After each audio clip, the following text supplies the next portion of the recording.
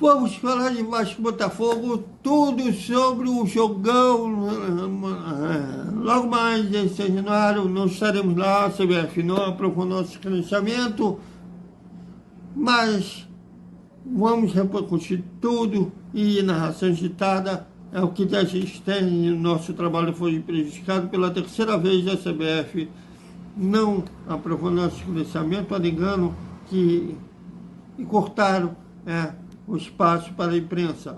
Tudo isso, desperta, vascaíno!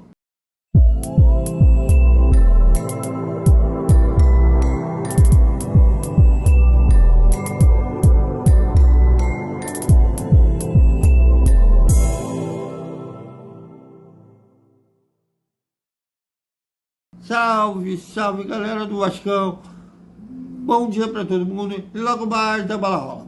E como rola lá em São Januário, machuca o nosso coração, a gente não está lá trabalhando, mas Vasco e Botafogo, 32ª rodada do Campeonato Brasileiro. E olha, é um jogo de arte final de Copa do Mundo para os dois lados, porque os dois precisam dos 3 pontos. De qualquer forma, estão desesperados, é um jogo desesperado, embora sejam de colocações opostas na tabela de classificação. Botafogo, líder do campeonato, precisa da vitória, isto porque veio de uma derrota para o Palmeiras por 4-3, abriu 3-0, mas permitiu a virada do time paulista. E soma-se a isso, o Palmeiras venceu nesse domingo o Atlético Paranaense por 1-0, empatou em número de pontos com o Botafogo, ambos com 59 pontos, mas o alvinegro General Severiano ainda continua na liderança por número de vitórias, embora o Botafogo ainda tenha 2 jogos a menos. E ainda vai pôr em dia esses jogos.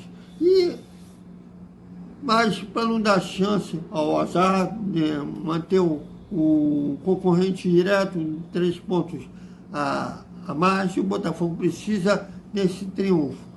E o Vasco precisa do triunfo para sair da zona de rebaixamento. O Cruzeiro perdeu ontem para o Internacional por 2-1. Com isso, caso o Vasco vença o clássico,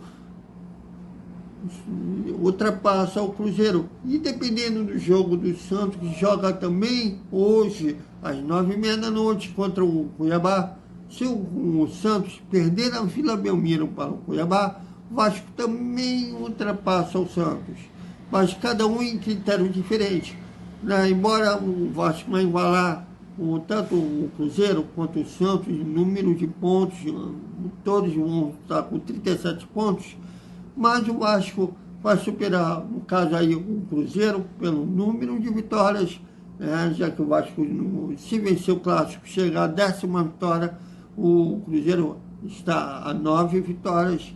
E no caso do Santos vai igualar não só no número de pontos como no número de vitórias, mas vai superar o Peixe no saldo de gols. Então a vitória é extremamente importante para os dois lados. E os dois lados têm um pé na frente e outro atrás com a arbitragem. Dos dois vem altas reclamações sobre a arbitragem. Na verdade, os times todos que têm reclamação da arbitragem. A arbitragem do Brasil é péssima, é ruim, é horrorosa. Soma-se a isso, os times têm uma verdadeira pressão, um caldeirão de pressão. E o Vasco não vem de erros contra si no último jogo, porém tem vários jogos que o Vasco foi prejudicado. E o Botafogo, culpa a arbitragem pela derrota para o Palmeiras, eles acusam a expulsão do Adelson ter mudado o panorama da partida, que para eles aquela jogada não foi para a expulsão, e até teve treta entre a gente ligada ao Botafogo e a arbitragem na saída do campo.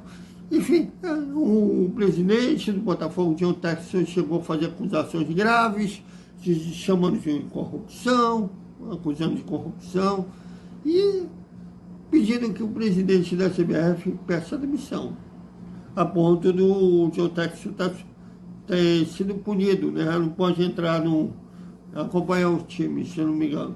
E isso tudo vai ser um jogo nervoso.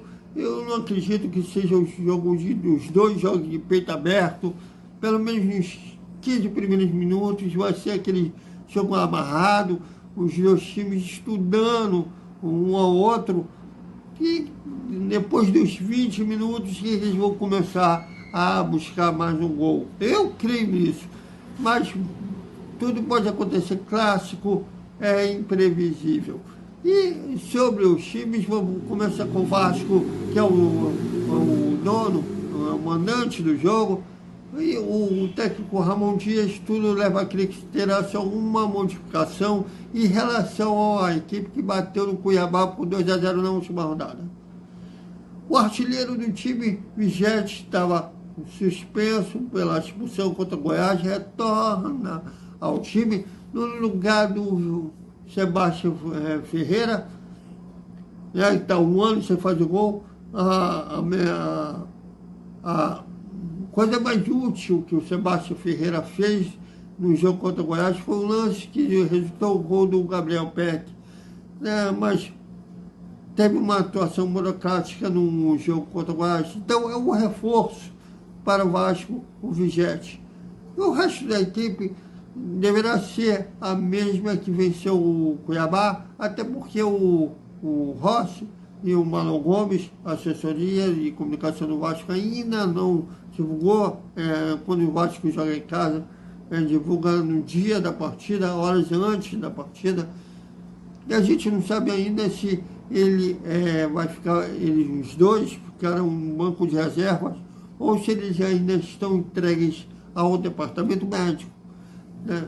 Provável time do Vasco: Léo Jardim, Paulo Henrique, Michael Mendel e Lucas Pinto. Zé Gabriel, Bruno Pachete, Paulinho Paula, Gabriel Peck, Eric Marcos e Vigete, que deverão ser esses 11 que iniciarão jogando amanhã e logo mais, estou gravando no domingo, logo mais em São Januário, mas horas antes da partida é que o Vasco vai divulgar a escalação. Pode ser que o Ramon Dias tenha alguma carta na manga, né? O Paié, por exemplo, pode iniciar jogando, não será surpresa também, mas vamos aguardar horas antes da partida que o Ramon Dias vai divulgar o time titular.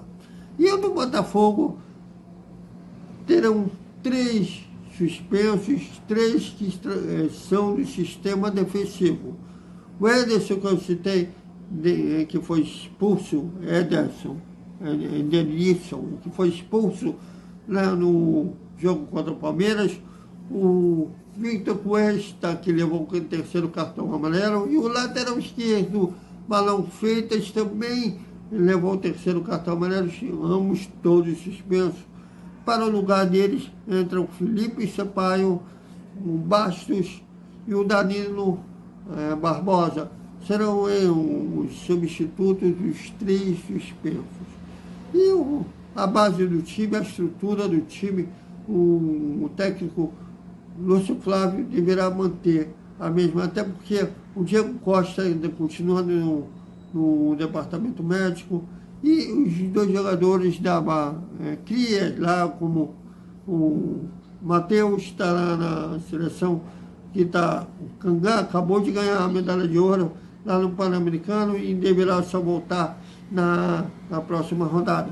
Provável time do Botafogo: o Casperi, de Palácio, o Sampaio,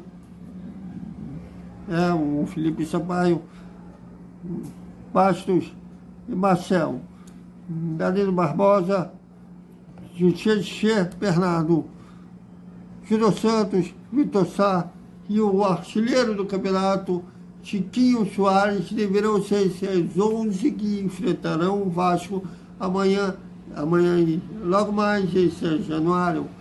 É isso, galera. Até a nossa repercussão horas antes, quando o Ramon Dias divulgar a escalação, a gente vai comentar sobre a escalação vascaína. Depois a gente vai fazer análise do pós-jogo. Vamos repercutir a entrevista coletiva do Ramon Dias e se tiver o jornalista lá em São Januário também. Então vai ter todas as emoções de Vasco e Botafogo em São Januário. Até mais.